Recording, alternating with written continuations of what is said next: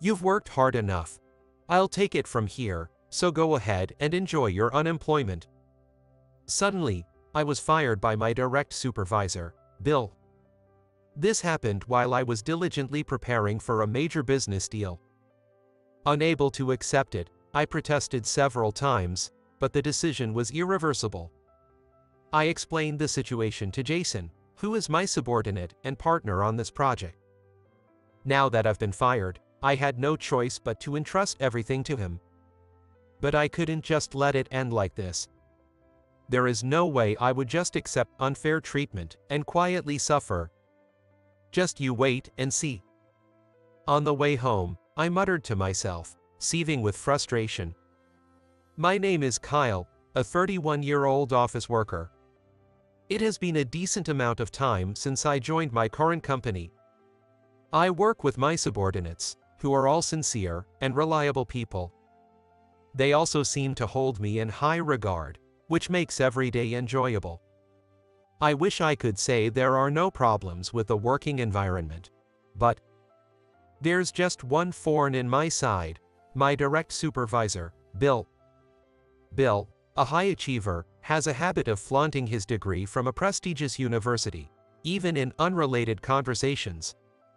He is 32 years old, the same age as me, but his personality could be described as the complete opposite. No matter how inconsistent the conversation is, he adds, "Well, I graduated from a prestigious private university." At the end of conversation, he has a troublesome personality that becomes overtly grumpy when he is not praised for it. His pride is taller than the Empire State Building, and he generally looks down on others. He believes he is a person who naturally deserves respect. However, no one in the company actually likes him. It's no surprise, but Bill himself refuses to accept that fact.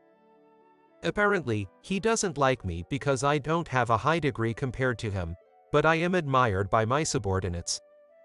He has taken every opportunity to target me, showering me with sarcasm and insults. Most of it is so trivial that it's silly to even bother with. If I deliver good results at work, he accuses me of things like, "You must have bribed the client." That's something a low-educated person would think of doing. He vents his frustration of not being admired onto me, which is utterly unreasonable. It's almost like he's sick with a condition where he can't help but find fault.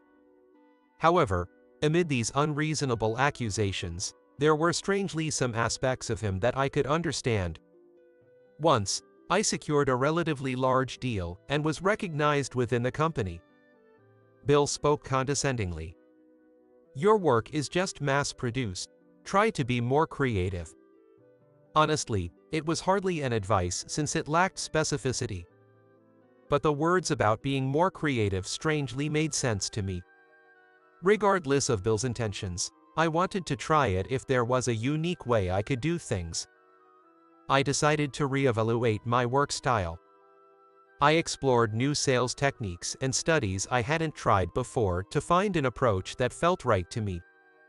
Seeing my motivation sparked by his sarcastic remark, Bill seemed displeased. The frequency of his nitpicking about everything I did steadily increased. I forgot to mention that besides his high education, there's another reason he acts so superior at work. The person running the company is his relative. According to rumors, Bill himself landed the job through connections, as the company is owned by his relatives. Want to see what happens when you defy me in this company, which is also owned by my relatives? He'd threaten whenever a subordinate tried to voice an opinion. The more he acted this way, the less likely it was for anyone to admire him. Both my subordinates and other employees, including myself, spent our days troubled by Bill's behavior. During these challenging times, I successfully secured a major business deal. It might sound exaggerated, but it could be considered a major achievement since joining this company. Thinking it wouldn't be right to monopolize this opportunity, I decided to handle this project together with my former subordinate, Jason. It was a chance I grasped while still searching for my own working style in the dark. Determined to make it a success, I prepared meticulously. Thanks to regular meetings with the client, our relationship was in excellent shape. Together with Jason, I felt confident about our progress. However, that premonition was abruptly shattered. One day, as the critical business meeting approached, I was suddenly summoned by Bill. "Here you go. Take it." Without any explanation, he handed me a piece of paper. Wondering what this was about, I took it and checked the contents. It was a termination letter. Caught off guard by this sudden turn of events, I panicked slightly. Wait a minute. What did I do? Figure it out yourself. Even if he said that, I couldn't recall doing anything that would warrant being fired. Could anyone be satisfied with such an abrupt dismissal? I repeatedly asked Bill for an explanation. No matter how much I pressed, he kept evading the question. With the day of the big business deal approaching, this is unbelievable. Don't worry about the deal you secured. What? Provoking my confusion, Bill smirked sinisterly. What did he mean by not to worry? You've worked hard enough. I'll take it from here, so go ahead and enjoy your unemployment. After saying so, he walked away despite my attempts to stop him. Am I in some kind of bad dream? Instinctively, I pinched my cheek. It hurt. Unmistakably, this was reality. As I stood there with a pale face, Jason approached me, worried about what was going on. Kyle, what happened? Did Bill say something to you? Apparently, I'm fired as of today. I showed him the termination letter handed by Bill. Jason was even more shocked than I was, and remained frozen staring at it. This is ridiculous. There's no reason for you to be fired. I asked Bill for an explanation, but he gave me none. This is too much, even for harassment. Having Jason be so angry on my behalf was a relief. But I also felt incredibly guilty. I was supposed to handle this major deal with him, for the sake of his learning experience. I briefly explained the situation, and then left the company. Bill was probably eager to take over the major business deal he had taken from me. However, this was not a simple deal that just anyone could handle. The next day, Bill turned pale as a ghost when he learned the details of the deal. The reason was that the business partner was a French company, and all the documents were written in French. What is this? Holding the documents filled with French text, he shouted while trembling. He had a high educational background, but did not speak French, leaving him completely helpless. He couldn't decipher the documents, and all calls from the other party were in French. This was clearly not a situation he could handle. His work phone was filled with missed calls. If things continued this way, the major deal would fall apart. Recognizing Bill's inability to handle the situation, Jason stepped in to take charge. Jason is fluent in French, not only in everyday conversation, but also in business discussions.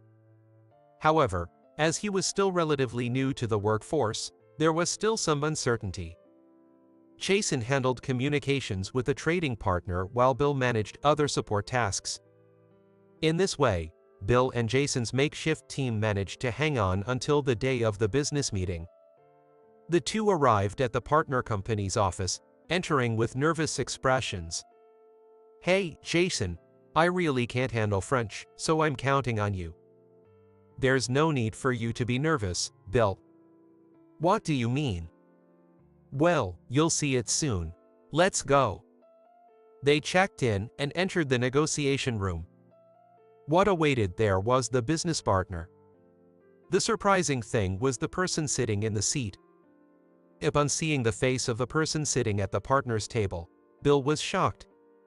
What, it's you, Kyle? Yes, the ones waiting in the conference room were the foreign business partner and another person, Kyle. It was me. The appearance of a person who had been fired obviously disturbed Bill. Moreover, since I was sitting at the partner's table, his confusion was even greater.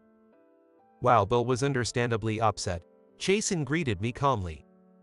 Kyle, I'm looking forward to working with you today. Likewise, I'm counting on you. What?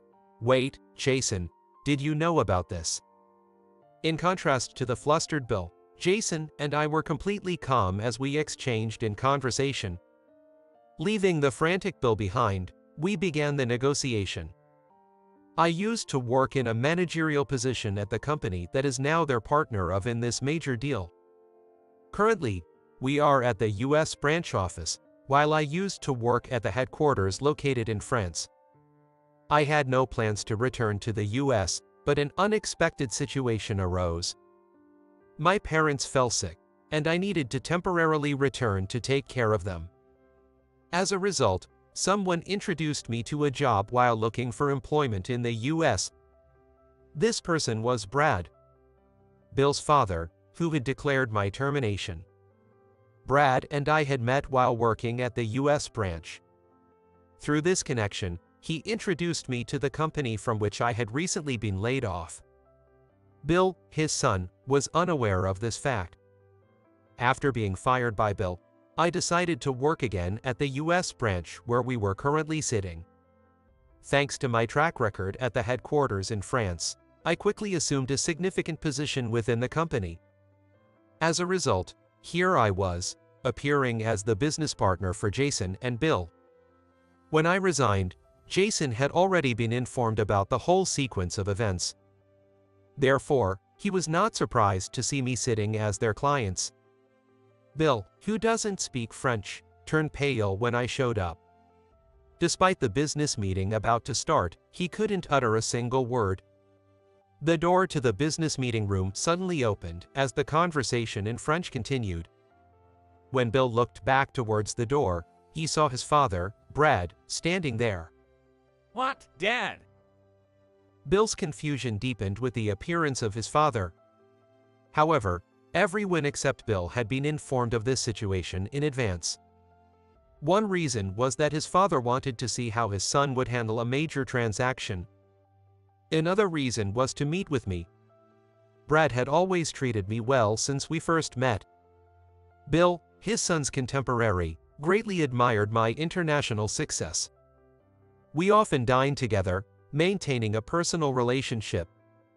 Apparently, when he heard that I would be discussing business with his son, he couldn't sit still. So, he came rushing over to the scene. I also had something I wanted to tell Brad.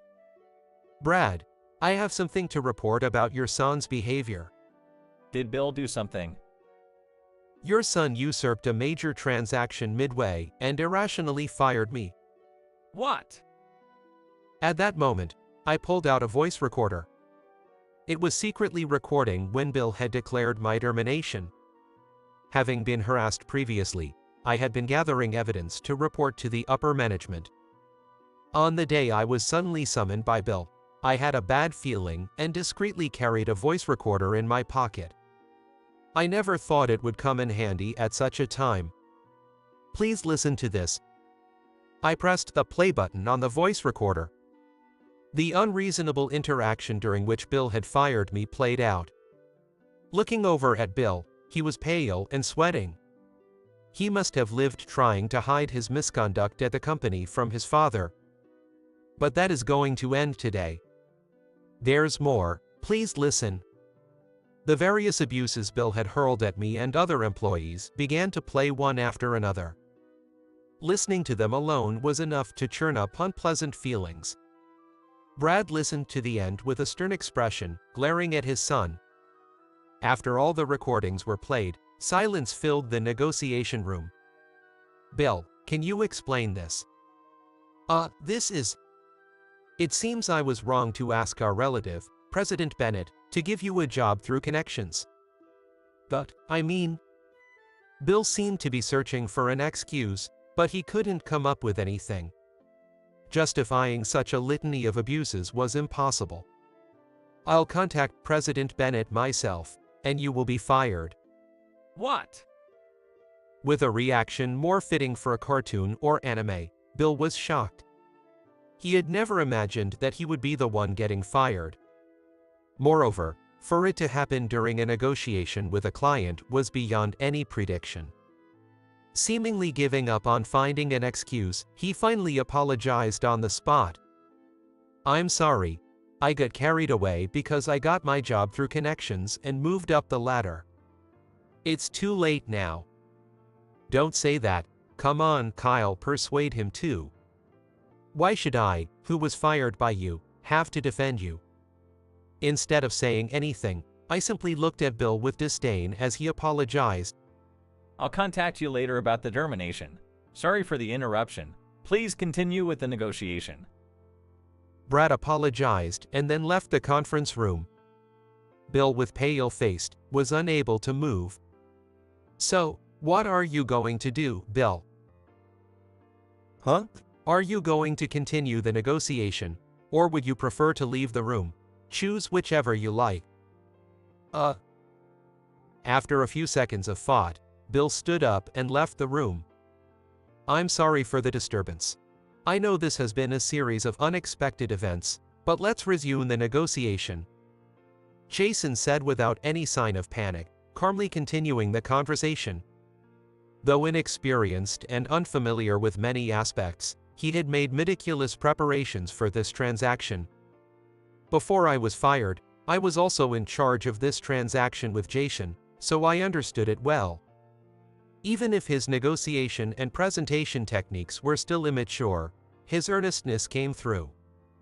As a result, he managed to deliver a memorable presentation that impressed his business partners. Afterward, the negotiation went smoothly, the contract was signed, and Jason was assigned to handle it.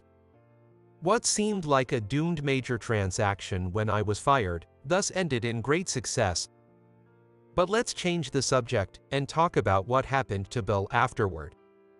His father reported to President Bennett, a relative and the company owner, about the numerous abuses Bill had inflicted on his subordinates. President Bennett, who was completely unaware, was furious. Without any debate, Bill was terminated and left the company sobbing. Having been disowned by his own family, Bill, who had neither connections nor a place to go, was at a loss. With no significant savings, he quickly found himself in a dire financial situation as an unemployed individual. While his education made finding new jobs initially easy, the reality was that Bill had nothing but his education. When he started working, his incompetence was so apparent that he resigned within a month. After repeating this in dozens of companies, rumors spread within the industry, and no one was willing to hire Bill anymore. Bill was kicked out of his apartment because he was unable to pay his rent, so returned to his parents' home in desperation. He begged to stay at his parents' house, but it was too late. Bill was unceremoniously driven away, completely losing his place in the world. He's managed to find a part-time job at a convenience store and is somehow making ends meet. He's living in a run-down apartment, and his salary has drastically decreased from when he was in management. His life soon went out of control due to the fact that he continued to live a lifestyle no different from his old financial habits. He's heavily in debt with consumer finance loans, and it seems like he's in deep trouble. Apparently, he's also borrowed from shady lenders and now lives in fear of aggressive collection practices. In a complete reversal of his managerial days, he now experiences days of being verbally abused by debt collectors. Hearing this through the grapevine, I couldn't help but think that there's such a thing as instant karma. Meanwhile, Jason, despite his initial inexperience, successfully executed the big transaction and rapidly climbed the corporate ladder. Within less than a year from that negotiation, he achieved the remarkable feat of being promoted to department head. Now, he has grown into a respected professional, relied upon by subordinates, colleagues, and superiors alike. I am convinced that my decision to choose Jason as my partner for that major transaction was correct. I continued working at the trading company's US branch. Maintaining a good relationship with Jason, we continued to support each other as reliable trading partners. One day, I went out for drinks just with Jason. That negotiation was quite a mess, wasn't it? By the way, why were you fired? I heard later from Bill's father. It seems it was all out of jealousy. Jealousy. He couldn't stand that someone like me, without a prestigious degree, was admired by his subordinates. To fire someone over something like that, it's beyond unreasonable. That's why he's living a terrible life now, as karma for his actions. I see. Jason nodded in understanding and took a satisfying sip of his beer. Although I don't have an academic degree like Bill, I was able to study a lot. It's hard to say my family was wealthy, but I often received books since I was a child. Thanks to that, I became proficient in French, which led to my current job. For that, I really can't find any words other than gratitude. Nowadays, I'm taking care of my parents whose health has declined, working while continuing to provide care. Honestly, it's not easy at all, but I've never thought about giving up. Rather, I see it as a chance to repay them for raising me. After all, the best thing is for them to stay healthy, so I can't help but wish for their well-being. Due to the demands of my job, I often travel around the world. If I had to describe my life in one word, it would be exhilarating. Jason, although we're at different companies now, I still think of you as my partner. It's an honor to hear you say that, Kyle. Jason, like me, doesn't have a formal education, but he's diligent and passionate about learning. That's why we were able to succeed in this transaction. Let's aim to make such an impact that it feels like we've turned the world upside down. It's a big-scale vision, but if we're going to do it, we have to go all out. Inspired by my determination, Jason reached out his hand. I grasped it firmly, and we made an unspoken vow to become the best businessmen in the world. With such thoughts, our enjoyable evening continued. Tomorrow, the routine of going to the office will start again. I'll give my all in both work and personal life, I declared cheerfully and finished my beer in one go.